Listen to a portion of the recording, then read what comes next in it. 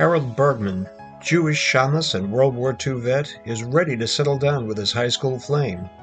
When a society lady offers a job too simple, Harold winds up neck deep in a 25-year-old murder tied to a dead gangster and secrets no one wants unearthed. Just as the dust settles, a regular job with an insurance outfit drags him into something darker and more sinister. Now the dead are whispering and the living are lying. He'll need the strength of his 5,000-year-old religion to survive the wickedness of the past.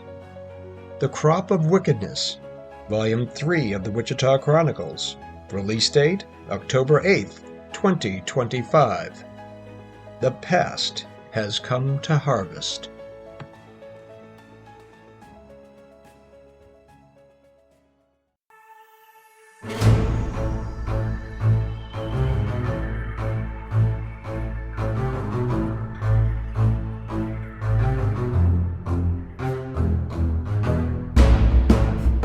And welcome to Tikiman of the Viking podcast. He is the Viking. This feels weird. Hi, everybody. I'm William Bryan Johnson. I am the author of Hell to Pay, Middle-Aged Man in a Trash Can, and The Dark Cry of Aristid. And he is Tikiman. I am H.B. Berlow. I write historical crime fiction and have two series, the Ark City Confidential Chronicles and the Wichita Chronicles, with a new book. A new book? A new book. The Crop of Wickedness, Volume 3 of the Wichita Chronicles, being released October 8th. That's coming up. October 8th, 2025. Wow. Yes. Okay. Tell me about it. Well, it just continues the series with Harold Bergman, the Jewish private detective who came back from the Second World War with an injury and with a lack of desire to return to the police department and with a lack of feeling about becoming a rabbi like his father would prefer. So he became a private detective in order to understand the human condition in a post-war world. And this one just carries on with his personal development. The Crop of Wickedness, the title comes from Job 4:8, which is basically what everybody knows as ye reap what ye sow. And this book is all about past events coming to the forefront 25 years later. And for this series, that's how you titled your books, was? It's from Old Testament scripture, because it is in keeping with it. And the first was the day of calamity. The second was the end of the treachery. And now we're at the Crop of Wickedness. Wait, you said it's coming out the 8th? What are you doing for promotions? Well, we have blog posts with book excerpts. We have put out a lovely video of character photos. These are AI generated. I've taken inspiration from you, the artist, and I've done this for a couple of series now, a couple of books. It's fun, and people say, well, aren't you supposed to allow readers to get the impression of the character? And it's like, I don't do a lot of description in the books. Right. So I'm just giving a snippet of something that you can hang your hat on. And it just is invigorating. It's fun. Yeah. I have a book trailer coming out that I took all the photos, I did all the video, found some really good music behind it. And of course, the TikTok little videos showing me with my big beard, because after all, stories go wild and beards grow wilder. Yeah, exactly.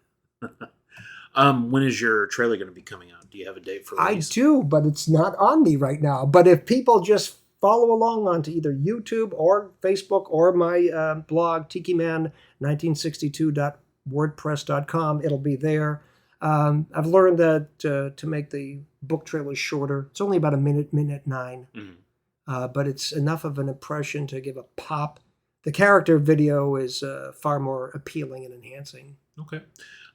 You recently had a blog post about the continuation of series. Tell me a little bit about that. Well, it's fascinating how you write a character, and you could easily write a cardboard cutout and put that character into various scenarios, and there it is, and you're just telling a story. But we don't like two-dimensional characters. We don't like two-dimensional characters, and I've never seen this series as just strictly a crime fiction series where we're solving a crime.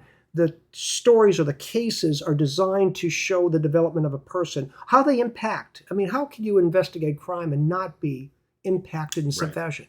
So there's that. I have a friend that responded to the blog post on Facebook, and she said, my characters are changing and growing just as I am. Maybe that's how we get our characters to grow. And I responded with a thought, maybe that's how they get us to grow. So there is a symbiosis, so to speak, where I'm watching my main character change over the course of time, and he's watching me become better at telling his story. So I find it fascinating in that regard. I think it's rewarding. I mean, you're on a series yourself, and you've got multiple characters, all of which have to have some degree of growth. So that's juggling. Sometimes I tend to end them quickly in the books. Well, yes, of course, if there's more. Yes, there's a difference between writing a berserker and a Jewish private investigator, so I get that. But it's been interesting because now the stories are taking on different aspects, and I'm creating almost my own multiverse. And I think what I've done has been, again, inspired by you and Middle-Aged Man and Trash Can and that multiverse. I had this main character, Harold Bergman, appear briefly in one scene in the last book of the Arc City Confidential Chronicles from Somewhere in a Dream. Okay? That was just a way of introducing him. It was minor. Okay. In book 4 of the series, I have Baron Witherspoon, the facially scarred World War I veteran who is a beat cop in Arc City, Kansas, come back in Harold Bergman's story. And this would actually be chronologically before the time period of the last one. So it's why not? I mean, one series took place in Kansas City, Kansas. One series takes place in Wichita. They're close enough. One's a policeman, one's a private detective. It would make sense that they would cross over. And it's Wichita. It's a big, small city, so we always see people eventually.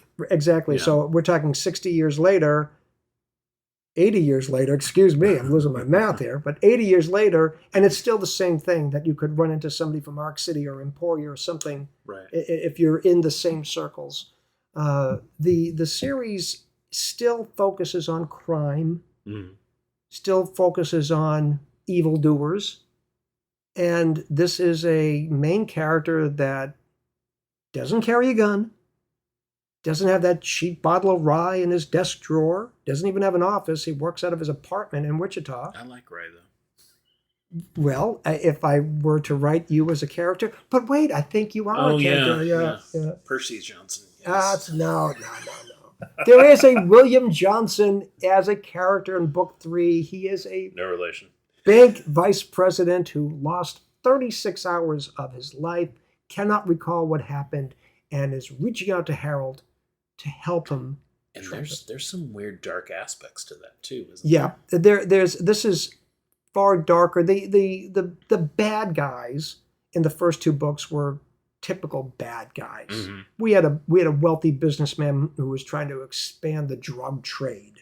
We had a couple of wealthy individuals who were trying to foment revolution. Okay, this all sounds like your extended bad guys, but in this book there are 2 cases in which the doings or the maldoings are far darker.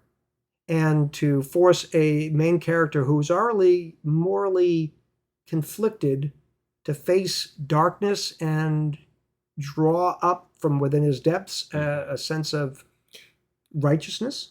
Well, and it's a religious character too. You have somebody that has a religious bent to him, and so I mean, it's kind of interesting, the good and evil, and it's the fact still you had him to where he didn't like weapons.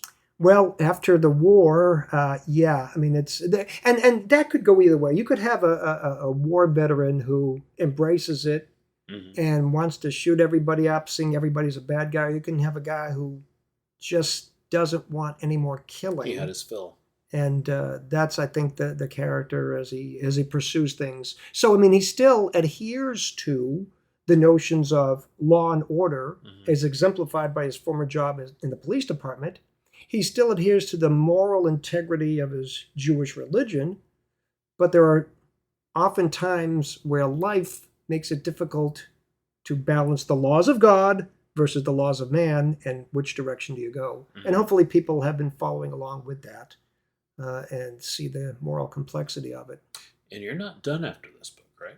I'm not done after this book. There is book 4 that's already been written, that's already got the flashback, the multiverse aspect, and then there is book 5, and I think I'll be closing out the series in book 5. I don't want to say anything about it at this point in time, but we had an interesting conversation with Jim Butcher, and the one thing that I took from one aspect of it was talking about knowing when to close a book. How do you end a book, but also when do you end a series?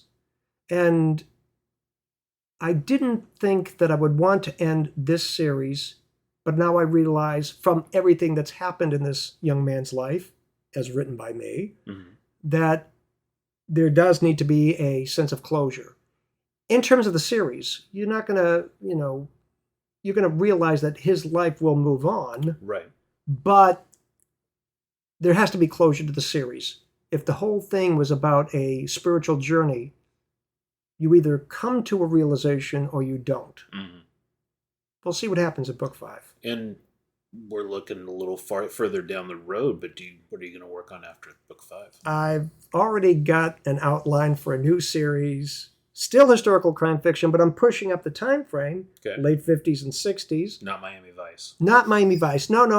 Certainly not Miami Vice. Still in Wichita. Still, and still with a Jewish character, but a different kind. Oh, there's some stuff going on in Wichita and Kansas City, if I remember right, in the 60s and 70s with organized crime. That would be a little forward. We'll see how. We'll see. We don't want to get too far ahead of ourselves, but we would. Look, I'm preparing to retire at some point, and I want to just line these things up to have more work to be done. I don't want to sit around and go, "What shall we write today, folks?" I want to actually work on something, and I think you're like that as well too. Yeah. We enjoy the projects. Much further down the road. Well, granted, but your passion for writing and creating a series, or having multiple projects, you've got, your own picaresque. And I even have a new project that's kind of spun off over the summer that I'd like to start writing on, or at least playing with. Exactly. So it keeps going. And October 8th, 2025, The Crop of Wickedness, with the tagline, "The past has come to harvest." How do you like that? I like that. And it's available through Wild Rose Press. Wild Rose Press and Amazon pre-order. Okay. At this point in time. And we'll look for feedback and comments. And the other books, too, by the way, The Day of Calamity and The End of the Treachery, are also currently available on Amazon in case anybody wants to get that running start. That's right. Maybe get caught up, figure out what happened, where'd this guy come from and all that. Do some pre-reading. Yeah, pre-reading. It'd be helpful. Anything else on this? Nothing on this for right now. I'm just, as you know, when you get done with the project and you get all this release date, I can remember all the giddiness you had about Middle-Aged Man in the Trash Can, and then it came out. On my birthday, no less, which was really a bonus. October 8th is not your birthday, is it? No, December 7th. December 7th. Yeah. I tried to get them to hold off, but I understand. They didn't want to do that. Yeah. Plus, I didn't want to wait. They have their schedules. Yeah, they have their schedules. And we follow them. So we'll be writing more. We'll be doing this thing more, this podcast thing, and we'll be talking to other writers that are not us. Because there are other writers other than us. There are other writers. We've talked to a lot of them. We need to talk to some other people, I guess. Yeah. We'll get them lined up. We'll get them lined up. We're getting them lined up. And we're going to be at the Tulsa Night Writers Conference. Oh, that's right. That's coming up. What date? I believe that's October 18th. October 18th. We're going to be presenting, doing blogging 101 and podcasting. 101. Yeah. And hopefully give people an idea of the things that, this is fun to do. Blogging and podcasting is fun, and it just enhances the writing. So come down and see us in Tulsa. I think you can enroll now. Yeah, we'll catch up with some people from OWFI, and Merle's got a new book coming out, I've heard. Exactly. So we're going to have some people from Tulsa that we'll be talking with before that conference as well, too. So check us out. Stay tuned. the podcast. Check us out in Tulsa. Mm-hmm. Just check us out. And wait a second.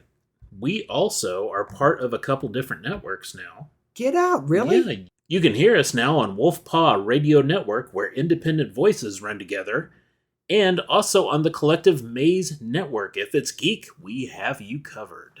That we're covered. Yeah, we are out there. Absolutely. So we're available to follow the RSS feed, Tikiman and the Viking podcast. We're 2+ years, 50+ episodes in, and we don't see ourselves stopping. Not yet. Anytime soon. Yeah, we're good. Fine. Yeah, Fine. yeah. What? I also found out something interesting. What was that? Yesterday was National Read a Book Day, and what are we always in this with? Read a book! Please do so. Thanks, guys, and thank you. Yep, and take care. Bye. Tikiman and the Viking podcast brought to you by Rumination of Thunder Media. The following intro and outro music was used for this media project. The music Find Them by Alexander Nakrata. Free download from filmmusic.io. License Creative Commons Attribution 4.0 International.